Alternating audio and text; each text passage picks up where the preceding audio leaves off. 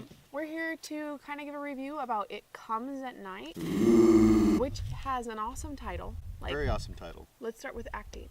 All of the actors were amazing. Everybody did an amazing job. Very believable. Very believable. Yeah. So this movie is a post-apocalyptic movie, and if you watched any of the trailers, you'll notice that they don't really give too much away. And one thing that we both really enjoyed is that the trailer kind of keeps you guessing. You don't really know what it's about or what's going on. More people need to make, trailers like obviously this movie did, because we really enjoyed the trailer. Special effects in this movie were also really good. There was, makeup on the face for illness and stuff like that. And it wasn't over the top. It wasn't like... it was believable makeup. The setting of the movie was beautiful. Gorgeous scenery, beautiful trees, and out in the middle of nowhere. A lot of their camera work did make you feel like you were experiencing it firsthand, because there was a lot of close-up shots, a lot of certain angles that were really close that made you feel like maybe you were standing near or underneath or around the characters. So basically the setting was everything in the main character's house and around it in the forest. It's basically about a family trying to survive and make decisions to best support each other, basically survive as long as they can. Big decisions though. I mean, it might seem like a little decision, but that little decision will affect you down the line. Right. And another scene that I really enjoyed with the camera work was when they were outside and it was nighttime. With the flashlight? Yeah, he was lighting up the trees with a flashlight. Almost made it seem like the trees were just appearing and disappearing. It was just really cool. Okay, overall the movie did a very good job about staying creepy. And it was obviously almost like watching a bad situation just continue to get worse and worse. A train wreck? I was going to say a train wreck, but I didn't want to say train wreck. So overall, I thought it was an okay movie. It was an okay movie. Would you recommend it? In my opinion, I would wait for a DVD release or a Netflix release. In my personal opinion, I would not go out and buy the movie. I know there's quite a bit of mixed reviews. A lot of people really like it, and a lot of people hate it. And I understand what the director was trying to do. I know there's a lot of metaphors in it. And we're going to get into a little bit more in the spoiler section. But go into this movie realizing that the trailer is not an accurate representation of the movie. Yeah. So I think that's where we're going to lead into the spoilers now, because we're already kind of... Yes. Yeah, so spoiler alert. Leave now if you Bye. Thanks for watching. We're going to say bye now to you and go watch the movie and then come back. And then we can have this conversation. If you want to watch the movie. If you want to watch the movie. Or you can go wait for the DVD release. Why would they be watching this if they don't want to watch the movie? Well, you never know. We might sway them. So, yeah, here's the spoilers. Spoilers. Section. Based on the trailer, I was really wanting to go in and really like it, but... It never came. I was disappointed. I was really disappointed because, yeah, I was one of those people that thought it was going to be almost like a creature type feature. I didn't know if you were going to say creature feature. Well, I was going to say it, but yeah. Supernatural horror, maybe creature feature. I was going into it thinking that because, let's be honest, that's what the trailer implied. Yeah, the trailer strongly implied that there was... It was out there. And it comes at night. Yeah. So, awesome title. And it is an awesome title. I feel like it was wasted. I do too, because, I get what it is. It is paranoia. It is dreams. It is just, nightmares. Yeah, all of that. I get it. Yeah. But come on. But yeah, and there's some parts in the movie that kind of allude to something out there. I don't know how much. I guess this is a spoiler, so we're gonna give it away. The kid, after a really, really traumatic scene happens in the movie. The traumatic scene is with the dog. Yeah. Rule number 1 in any horror movie: if you see a dog, don't get attached. Yeah. And he was so cute, Stanley. I know. He was so cute. Well, they go out in the woods and then he's barking at something and you don't know what it is. And then all of a sudden his barking just stopped. Almost felt like it was grabbed. Anyway. That's what it implied. It felt like maybe the dog was running and barking after something and then the dog was just grabbed and there was nothing. Mm-hmm. And so the kid and the dad go inside, conversation happens. He says he saw something.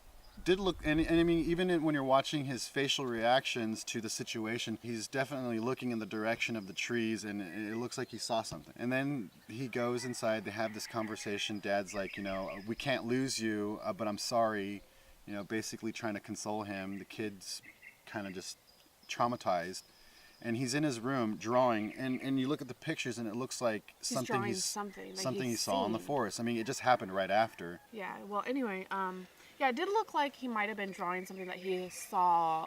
Another thing that kind of implied that there was something out there was, well, when they brought the other family in, it seemed like there was someone there because, well, someone had to bring the dog home. Yeah. The dog was really injured. The dog ends up running away, and then there's like a day where they don't see the dog, and then it just shows up. Somebody had to bring the dog. It almost sounded like the dog was thrown in the house. The door was open. Yeah, the door. There's a red door that's always supposed to stay closed. It was open. And either someone went out and opened it, or like someone had to break in. My first thought was the kid, but the kid's too short. There was a little guy in there, and he was up. I guess it almost seemed like sleepwalking. Yeah, it's as if the movie was trying to imply that the kid did it, but at the same time, the characters are saying he's too short, too small to reach the the locks latch. are adult height, and his kid was little.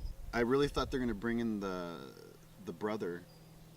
Yeah, but that was part of the suspense that they were throwing there. You didn't know if they were telling the truth.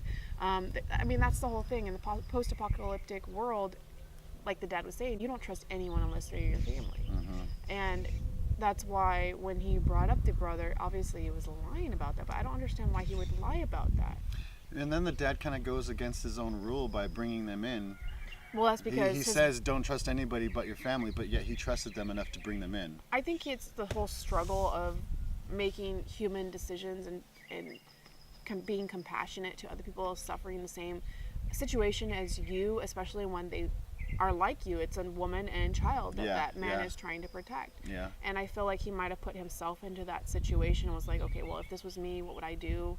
It's almost what would I want someone to do for me? It's almost as if that family that they brought in was them before they got to where they're at right now. Yes. Like that's them in the past. They should help them out to be where they're at. Well, and then now. Also his wife made a good point. Yeah, they're going to bring these people in, and they might help defend their area later on if more people come. And I thought that was a really good, sound reason for that. And plus they had livestock. Oh, yeah. They had livestock. They had goats, food. chicken, some food. But like I was saying, I really thought it was supposed to be like a creature coming down. I thought maybe there was something like messing with them or like gonna get them, and the whole time I was waiting for something to actually appear. It never does. So I was disappointed in that. As a post-apocalyptic movie, it was pretty good for that measure. But we felt like we've seen this story before. I do kind of feel like I've seen it before. I don't know. What do you guys think? Do you think you've seen a lot of these elements before? It was nice the way it was told, though. I really liked the house, and I really liked all the different rooms that they had in the movie, and it felt like a maze in there. Yeah, it did. It just added to the suspense of the movie. I felt it was a really good set. Disappointed that it wasn't an actual creature, I guess. And I'm sure other people absolutely loved the metaphors in it because obviously these people are suffering from something like the bubonic plague. They even have pictures of it in the house of the plague, the bubonic plague. And it would make sense because the father was a history teacher. Yeah.